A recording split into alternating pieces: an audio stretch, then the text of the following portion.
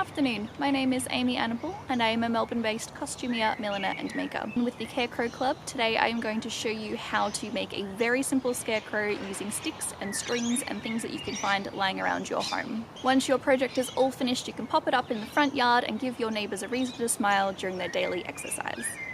To begin with, I walked around my backyard and found a series of sticks that I found interesting and were straight enough that they would hold up the structure.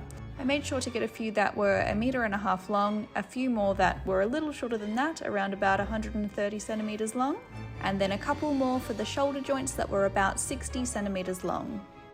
Then, taking some kitchen string or any other string that you find around your house, I began binding the sticks together.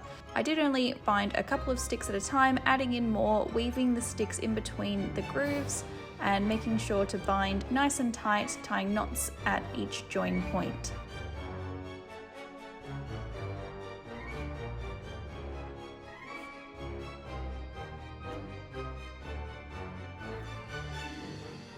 Once the body of the scarecrow is all tied together, next we weave through the sticks for the arms.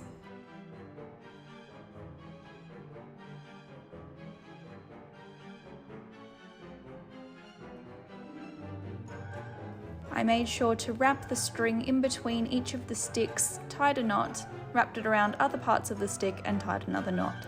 Add in the shoulder sticks and make sure these are tied tightly. For the head, I have used a piece of a palm tree that had fallen in the backyard.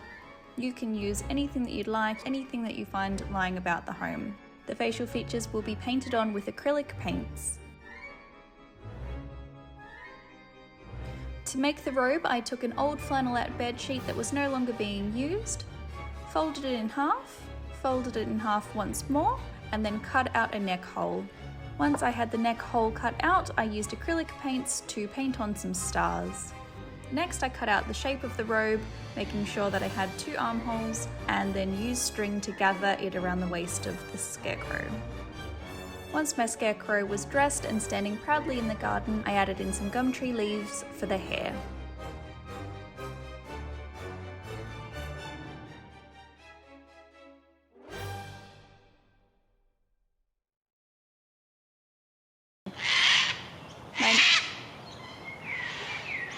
Cockatoos, am I right?